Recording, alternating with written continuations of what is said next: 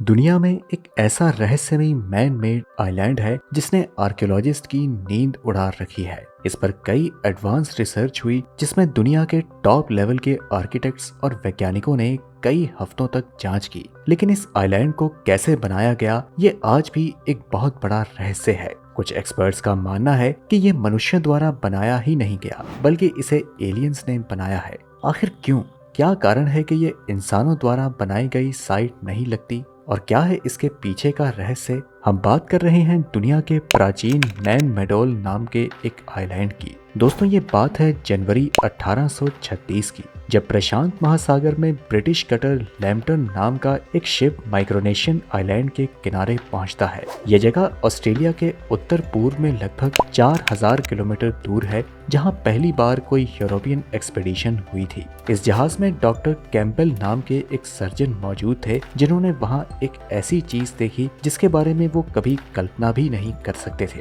उन्होंने पोम्पेई के दक्षिणी पूर्वी इलाके में एक ऐसी रहस्यमयी साइट देखी जिसे हम नैन मेडोल के नाम से जानते हैं। ये मिस्र के पिरामिड्स के जितने पुराने हो सकते हैं, लेकिन जिस तरह से इनका निर्माण हुआ है उसे देखकर नैन मेडोल को दुनिया का 8वां अजूबा समझना गलत नहीं होगा। ये जितना अद्भुत रूप में वहाँ मौजूद है उससे आप अंदाजा लगा सकते हैं कि इसे बनाने वाले लोग बहुत ही महान और ज्ञानी रहे होंगे। डॉक्टर कैम्पबेल ने इस साइट के बारे में अपनी किताब में लिखा, जिसे पढ़ने के बाद कई आर्कियोलॉजिस्ट वहाँ रिसर्च करने के लिए पहुंचे और नैन मेडोल के आकार और स्ट्रक्चर को देखकर वो भी कुछ देर के लिए अचंभित रह गए। यह 18 स्क्वायर किलोमीटर का कॉम्प्लेक्स है जिसमें मानव द्वारा निर्मित 100 से भी ज्यादा आइलैंड्स हैं। आर्कियोलॉजिस्ट का अंदाजा है कि इस कॉम्प्लेक्स को बनाने के लिए बिल्डर्स ने 25 करोड़ टन बेसाल्ट पत्थर का इस्तेमाल किया था। आपको बता दें कि बेसाल्ट एक तरह का ब्लैक स्टोन होता है जो कि ज्वालामुखी विस्फोट से निकलने वाली पिघली हुई चट्टानों के ठंडा होने से बनता है। अब आपको जानकर हैरानी होगी कि नैन मेडोल में लगे कुछ बेसाल्ट के ब्लॉक्स या रॉक का वजन लगभग 50 टन तक है और इस साइट के हर तरफ करीब 1000 किलोमीटर तक कुछ नहीं है। अब ऐसे में इस कमाल के स्ट्रक्चर को देखकर पहला सवाल तो मन में यही आता है कि आखिर वहां तक इतने बड़े बड़े पत्थर के ब्लॉक्स को कैसे पहुंचाया गया होगा और आखिर इस कॉम्प्लेक्स को यहाँ पर बनाने की क्या वजह रही होगी। कुछ इतिहासकार मानते हैं कि नैन मेडोल को सौडेलियर डायनेस्टी के लोगों ने बनवाया था, जो कि यहाँ लगभग 500 साल यानी कि सन 1100 से 1600 ईस्वी तक रहे थे। लेकिन इस बात से कुछ एक्सपर्ट्स इत्तेफाक नहीं रखते हैं। उनका मानना है कि इस कॉम्प्लेक्स में आखिरी रिपेयरिंग का काम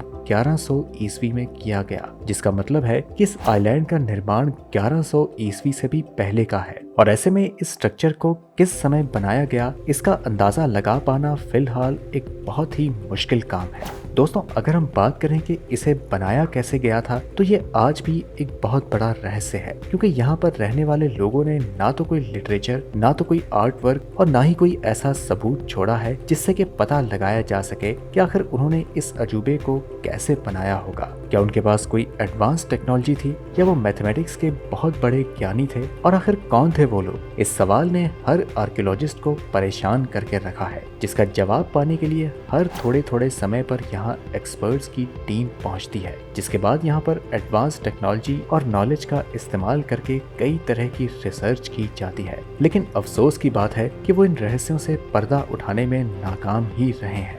16 सितंबर 2019 को अमेरिका ने नैन मेडोल पर एक बहुत ही डीप एनालिसिस करने के लिए कुछ साइंटिस्ट को 6 हफ्तों के रिसर्च प्रोजेक्ट के लिए भेजा। इन वैज्ञानिकों ने पूरे इलाके में लेडर सर्वे किया और लेजर पल्सेस की मदद से इस हेरिटेज साइट का एक 3D रिप्रेजेंटेशन बनाया गया। इसका फायदा ये हुआ कि अब एक्सपर्ट्स को उन जगह तक पहुंचने के भी रास्ते मिल चुके थे जहां पर पहुंचना इनके लिए पहले मुश्किल था। लेडर सर्वे में एक बहुत ही हैरान करने वाली जानकारी सामने आई कि नैन मेडोल में एक बहुत ही एडवांस्ड इरिगेशन सिस्टम बना हुआ था और इस पर लेडर सर्वे से पहले किसी की भी नजर नहीं पड़ी। अब ऐसे में सवाल ये है कि इस इरिगेशन सिस्टम का काम क्या था और इसे क्यों बनाया गया था, क्योंकि कुछ लोगों का मानना था कि यहाँ पर रहने वाले लोग खाना और बाकी जरूरी सामान बाहर से लाकर इस्तेमाल करते थे और ऐसे में भला वहाँ कोई इरिगेशन सिस्टम क्यों बनाएगा। इसे देखकर कुछ एक्सपर्ट्स ने नई थ्योरी दी कि नैनमेडोल के लोग अपने इस्तेमाल का सामान इंपोर्ट ना करके उन्हीं चीजों से काम चलाते थे जो वहाँ मौजूद थी। और रही बात इरिगेशन सिस्टम की, तो इसे भी इसलिए बनाया गया ताकि लोग पानी इकट्ठा करके सिंचाई वगैरह का काम अंजाम दे सकें। हालांकि ये तथ्य कितना सही है और कितना गलत, इस पर अभी भी बहस जारी है। दोस्तों, नैनमेडोल का वजूद लोगों को हैरान करता है और इस पर एक ऐसी थ्योरी है जो कि हर किसी को हैरान करती है। दरअसल कुछ लोगों का मानना है कि नैनमेडोल का निर्माण किसी पृथ्वीवासी का काम नहीं है, बल्कि इसमें किसी दूसरी दुनिया के जीवों का हाथ है, क्योंकि इन कम्प्लेक्स में जो स्टोन्स लगे हैं उनमें सबसे छोटे ब्लॉक को भी हम बिना क्रेन की मदद से नहीं उठा सकते हैं। ऐसे में सवाल ये उठता है कि इसे नैनमेडोल वाली लोकेशन पर कैसे ले जाया गया होगा।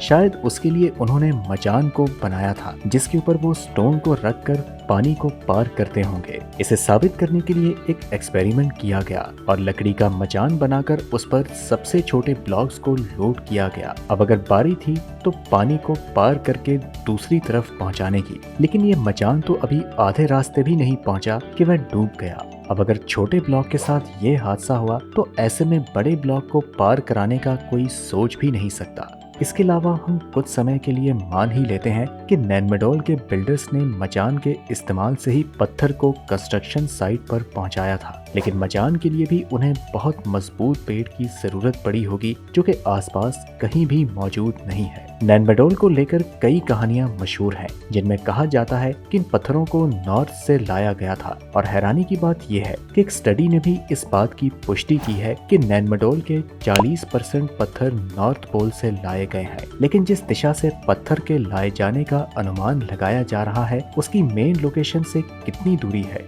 तो यहाँ पर फिर से वही सवाल खड़ा होता है कि आखिर उत्तरी दिशा से ये स्टोन ब्लॉक्स मेन साइट तक पहुँचे कैसे? इसका जवाब नैनमेडोल से जुड़ी कहानियों में भी मिलता है, जो कि पोनपई आइलैंड पर रहने वाले लोग सुनाया करते हैं। इसके बारे में कहानी मशहूर है कि इन पत्थरों को नॉर्थ से उड़ाकर लाया गया था और इसे बनाने वाले 2 जादूगर भाई थे जो कि कदकाठी में सामान्य लोगों से बहुत ही विचित्र और ताकतवर थे। दोस्तों, आपको जानकर हैरानी होगी कि हम जिन पत्थरों की बात कर रहे हैं वो पहाड़ की इतनी ऊंचाई पर पाए जाते हैं जहां तक पहुंचकर उन्हें काटना और उतने स्टोन्स को साइड तक पहुंचाना एक इंसान के बस की बात नहीं है। और इस बारे में लिखी हुई कहानियों के अंदर कहा गया है कि उन ऊंचे पहाड़ों पर बहुत बड़े बड़े मुर्गे हुआ करते थे और उन्होंने ही पत्थरों को लेकर हवा में उड़ते हुए साइड तक पहुंचाया था। ये सुनने में तो काफी इलॉजिकल लगता है, क्योंकि इतने बड़े मुर्गे जो कि 50 टन वजन लेकर उड़ जाएं, मुझे नहीं लगता कि इस दुनिया में एग्जिस्ट करते होंगे। लेकिन जब पूरी की पूरी साइट ही रहस्यों से भरी हुई है तो वहाँ की इलॉजिकल बातों को भी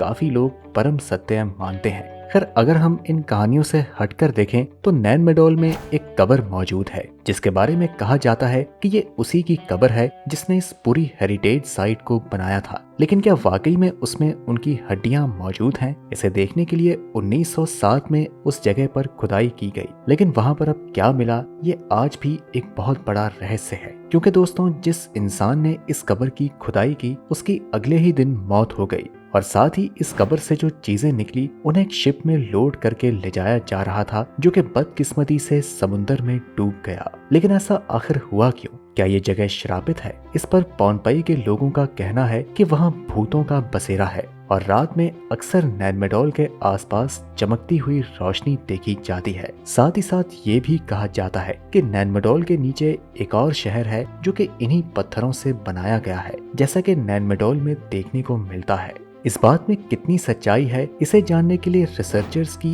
एक टीम ने समुद्र की उस जगह पर अंडर वाटर ड्रोन डालने की सोची जिसमें हाई रेजोल्यूशन कैमरा लगा हुआ था। इस ड्रोन को उस जगह पर डाला गया जहां पर ऊंची दीवारें होने की संभावना लगाई जाती है। लेकिन जब उन्होंने ड्रोन को समुद्र के नीचे उतारा तो वहां कुछ ऐसा हुआ जिससे हर कोई शॉक्ड रह गया। दरअसल ड्रोन एक खूबसूरत कोरल और रंग बिरंगी मछलियों को पार करता हुआ एक वीरान शहर की तलाश में तेजी से बढ़ रहा था कि तभी उसे एक चट्टान नजर आने लगी और जैसे ही ड्रोन उसके करीब गया तो उसमें कुछ तकनीकी इश्यूज आने लगे, जिसके बाद कैमरा ने काम करना बंद कर दिया। लेकिन लकीली उनके पास एक बैकअप प्लान भी था और वो था दूसरा अंडर वाटर ड्रोन। लेकिन हैरानी की बात ये थी कि कई अंडर वाटर टेस्ट में पास होने वाला ये ड्रोन सेम उसी जगह पर जाकर खराब हो गया जहां पुराना वाला ड्रोन खराब हुआ था। अब सवाल ये उठता है कि आखिर ऐसा क्यों हुआ। इसका कारण एक्सपर्ट्स इलेक्ट्रोमैग्नेटिक चार्ज को बताते हैं जो कि नैनमेडोल के पत्थरों में पाया जाता है। उनका कहना है